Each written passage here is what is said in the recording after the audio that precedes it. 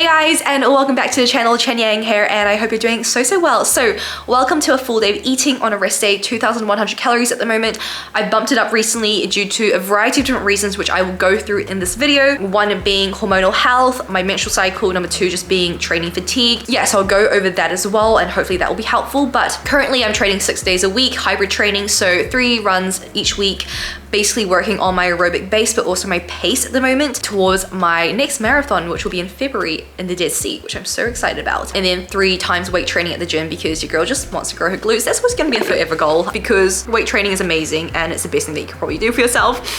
So that's my current training split, and then nutrition is just 2,100 every day, and we're just gonna be bumping it up slowly with my coach, again due to health reasons, which I will go over in this video. Basically, if you're new here, I used to be a bikini bodybuilder and I lost my cycle for 3 years because of it, just due to over exercising, under eating, and health as well. Like, fitness is not fitness without health, and it's what we preach to our clients as well. So I've been on a journey of recovering it, just really been prioritizing that.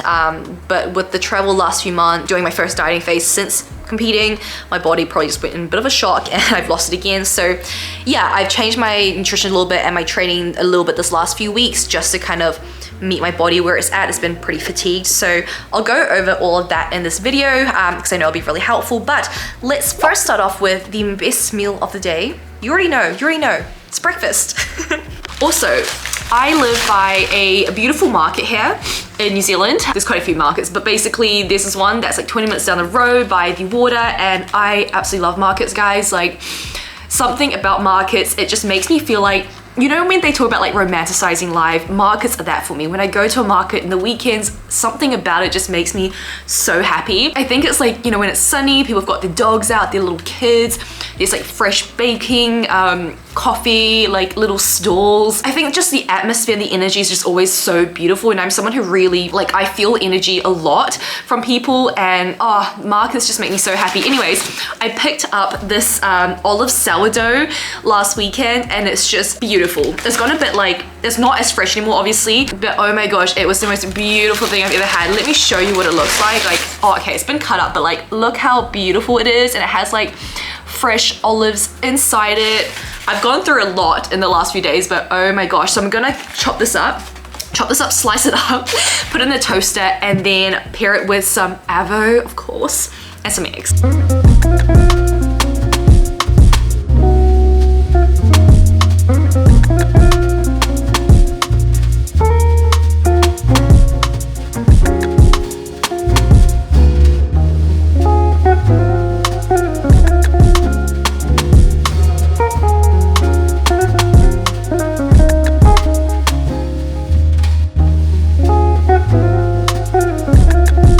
Guys, how beautiful is sourdough? Honestly, if you don't love bread, we can't be friends. Like, oh, that is the most beautiful view in the morning. I'm gonna enjoy this, and I'll pop the macros up here for you guys, and then we shall have a little bit of a catch up.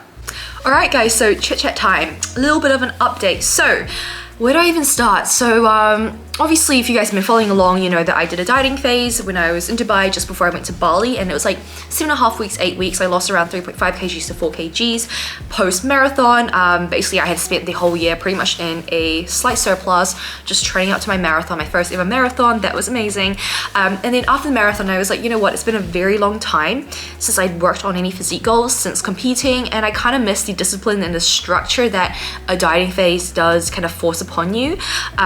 Because again, I had been so intuitive and just so loose with food, which I enjoyed, but I think I do function really well when I have like a lot of structure with everything, and everything's very much just like planned to the T, which again, a dieting phase does require you to be a bit more like on top of things. So I ended up obviously doing that, and then basically lost my period again after dieting. So I had initially lost my period due to competing, and actually before competing when I was over exercising and eating as a teen, because I had no idea what I was doing with my fitness journey, and I simply wanted to tone up, and I believe that if you over exercise and uneat, that's gonna happen, and just it didn't happen. And then I started competing, which didn't help either. 3.5 years later, I realized like, okay, actually my biggest value within fitness is health. It's being able to have moments in life, experiences, life quality, energy, and you know what, bodybuilding was actually not giving me any of that anymore. I had so much discipline and willpower from it, but it wasn't adding anything more to my life quality. And the level of like leanness you have to get is just it's so unhealthy for a female. So I went on a journey of recovery of weight gain and just trying to get my period back. I got it back for consecutively over half a year when I was in Dubai whilst training for my marathon, just because I was feeling myself enough, and I think like just my overall stress a bit lower. And in hindsight now, I know I probably should not have dieted so soon. But then yeah, in last May, I was like, okay, cool, I'm gonna go into a dieting phase just before I go to Bali, just lean out a little bit before my photo shoot, and then ended up losing my cycle again, and it's been like 3.5 months now.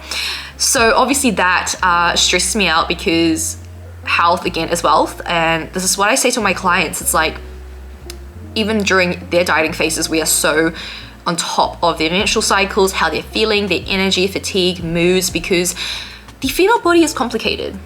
It's a lot more complicated than a male body. The male body, just dieting, whatever, cool. They can take on a lot more, but for females, we're so sensitive with our hormones, you know? Even during their cycle, I know that a lot of our clients, they just need chocolate, they just want chocolate, and they're like emotional, and they're like suddenly they're sad and they're crying, they're like, I don't know what's happening. Like this fitness journey is so hard. And then after that 1 week, they're like, oh, I feel a lot better now. So, you know, it's one of those things where there is so much involved in a fitness journey for a female, and I think I just, in hindsight, didn't really think it through for myself to be like, you know what, you spent like 3.5 years not having a cycle because your body was just like fatigued and exhausted from bodybuilding. Like half a year having a cycle back is not enough to then put it back into a similar state of a deficit, because that is stress in your body. So in hindsight, I know now, but I'm also mentally a person that like when I set my mind to a goal, I'm just gonna get it done. So I remember like in the last dieting phase, I did get to a point where I was so fatigued and I was like, just get it done, Ching Yang. But I think I should have recognized, hey, like with your past experiences as well and what your body's probably used to, it's probably still very sensitive. So don't treat your body as if like it's just any other body and it's just a dieting phase. Like it's not just a dieting phase, it's your first dieting phase since getting back your period. So now I know, and yeah, this last 2 weeks I've tailored back my running. Obviously I'm training for my next marathon in the Dead Sea, which is going to be epic, but in saying so, as much as I care about that goal, as much as I increase my pace, and I had a short-term goal of obviously a sub 23 minutes, 5K in 2 minutes in 2 weeks time, I've had to push that back just for now, because I end up feeling so fatigued over the last 2 weeks to a point where I couldn't get out of bed. Like I was so tired, I'd be dragging my body out.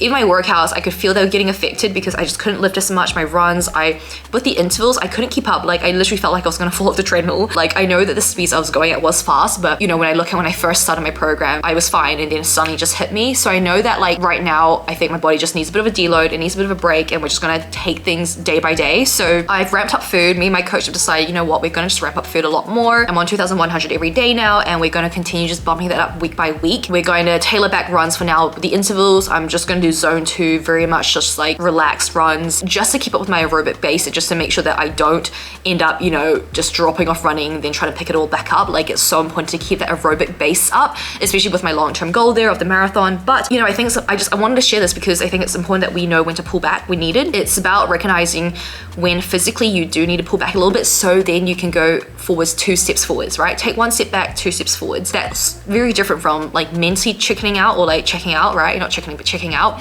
where you just can't be asked, right? Or it's just hard, so you don't want to do it.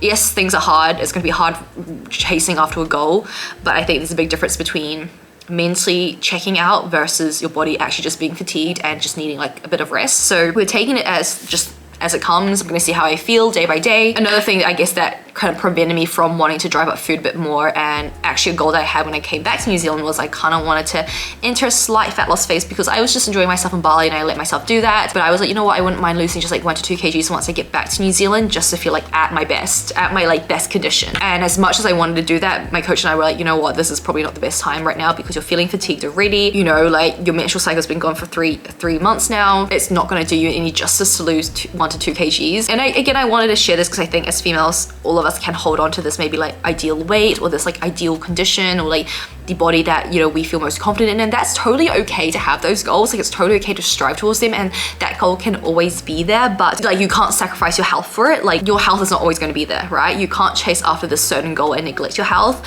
You can always work on those goals later, but get the priority sorted first, which is your health, you know, your well-being. So right now I'm like, okay, cool, gonna just ignore the fact that I'm at the heaviest that I really want to be.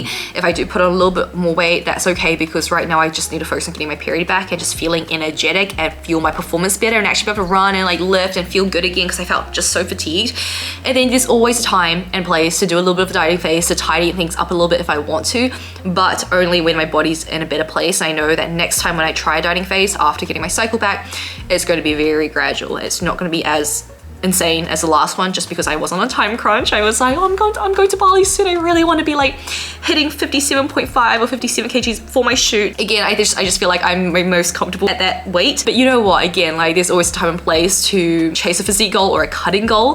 But I think right now, again, like health is wealth, and it's okay to be like, you know what? I'm just gonna put that aside for now. I'm just gonna work on myself and my health and my internal well-being. So I just wanted to share this because I think sometimes as females, it can feel like there's this demand to always just chase after this physique goal. Sometimes it can feel like your body is against you. Maybe you have PCOS, maybe you're perimenopause. I know that a lot of our clients, or a lot of women I'm speaking to now who are coming in to join are perimenopause, and that's going to affect you. I know that we have girls with PCOS that affects them as well. Some of them with different like intolerances, food intolerances, different sort of like, yeah, different sort of conditions that do affect, you know, their ability to reach their fitness goals sometimes. And it can feel like your body's against you, but you just have to work alongside your body rather than against your body. You can't like force your body towards your goals. Like you have to work with it. And that means, you know, for example, if you have PCOS, making sure that your workouts are tailored towards bringing down that stress and like not doing heaps of HIIT, which I know a lot of girls do. It's not great for you. You know, just working with your hormones rather than against them, because ladies, our bodies are just so intricate. Our hormones are all over the place. Our bodies are so much more intricate than a male. So it's so important that when we are working on our fitness goals, it's not just nutrition and exercise and getting it done, but it's like understanding how your body really feels, understanding your hormones, your cycle, how that impacts your ability to reach your fitness goals, how to adapt your plan accordingly so that, again, you're not swimming against the tide, but you're swimming with it. So that's a little update. Sorry for the ramble, but yeah, I just hope that if any of you guys are in a similar position that you can relate to this. Alright guys, so back for lunch. So usually for lunch, I always make something super simple and fast because your girl's busy. We're all busy girls here. We don't have time cooking a gourmet meal for lunch. Not like the influencers that you see online being like, here's my lunch, and it's like this like gourmet meal. It's like, babe, that is not realistic sometimes, okay? So what I typically have for lunch is, and I highly recommend you guys actually have like carbohydrate sources that are quick and easy to grab on the go and to prep. So I will typically go for like a pita bread, a wrap, or like English muffins for lunch, just because it takes like 2 minutes to pop into the toaster, maybe 5 minutes if your toaster's a bit slower, but you get the point. Easy to prep. And then also obviously a protein source. Now again, I'll usually go for something quick because I do have the luxury to be at home. Usually I will just like cook it fresh, but again, like if you're on the go, just batch cooking some protein. That could be like batch baking up some chicken, some beef, tofu, whatever it is, maybe grabbing a can of tuna. Sometimes I'll do that, but right now for today I just have some salmon that I made last night. It's 100 grams in there, and I was like, you know what, I'm just gonna have that for tomorrow. Then for our micronutrients, our veggies, girls, because it's important to be getting your vegetables in, I just buy a bagged kind of like salad mix, ranch slaw hair, and then I've just got a carrot stick that I'm just gonna chop up on the side. So again, like super simple and fast, not a gourmet meal, but I'm getting my carb sources in, I'm getting proteins and a healthy fat in as well, and obviously I'm getting some volume, some greens in, because this is gonna help you feel fuller for longer. It's just gonna make you feel like you're eating more for very little calories. So again, like my biggest sort of like, the biggest thing I want you guys to take away is like, it doesn't take long to make meals for yourself, to hit your macro goals, your calorie goals, to hit your fitness goals. Yes, it takes a bit of effort to kind of think about what to have, but again, it's like once you find those staple things to go for, it really doesn't have to take long. This is gonna take me 5 minutes to heat up, to put in the toaster. If you're on the go, again, you can grab this on the go. You can make it work for yourself, and if you do value something enough, you are going to put in the effort. So I'm gonna put this together quickly, and I'll pop the macros up here for you guys.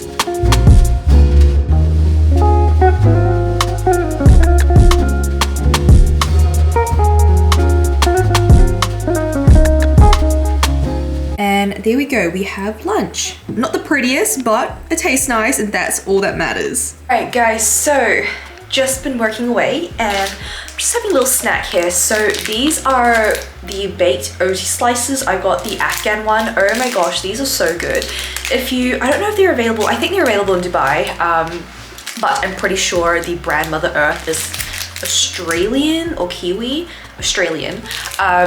but they are so freaking good. I usually have these like before my runs, post-workout. It's just a great source of carbs, like a fast kind of source of carbs here. They have a lot of different flavors as well. I've tried the Afghan one. They've got a gingerbread one, which is really good, banoffee, and then macadamia and white chocolate, which is really nice as well. I think it's macadamia and white chocolate. White chocolate and toffee, something white chocolate, but they're so freaking good. So I'm just gonna have this. It's currently 5:30 p.m. I've got a call at 6, so after that call, I'll probably just pop downstairs and make some dinner as well. So this is just gonna tie me over. But I've just been pretty much, got some few calls with girls wanting to join, and then just client messages, planning also just some content as well. So yeah, life of a fitness coach. I don't really move much from my desk. Very sedentary job besides the walks that I go on in my training. So very much like a 9 to 5, I guess, but not 9 to 5 hours. Anyways, I'm gonna have this and then I will catch you guys at the next meal.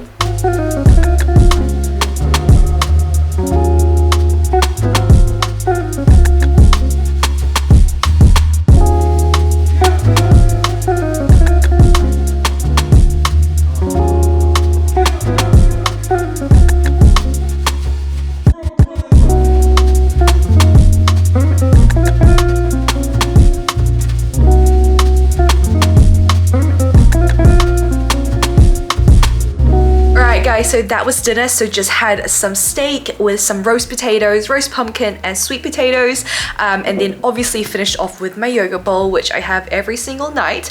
And that is the full day of eating all wrapped up. So I hope that this offered you guys some just meal inspo, and you know, if you follow me for a while, you probably know that I typically eat like very similar foods. I think it's like simple, it's about simplifying things down. I think people overcomplicate nutrition.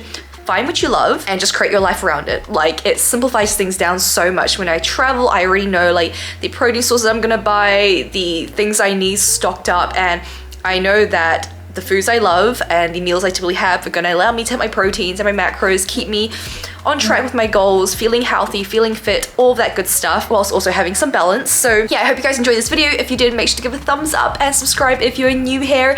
It'd be amazing to have you over on Instagram as well, which is czia.fit. I've just washed myself up, just got in change, and I'm just gonna go and get ready for bed. So otherwise, I will see you guys in the next video, and I hope that you guys take care wherever you're from. Bye!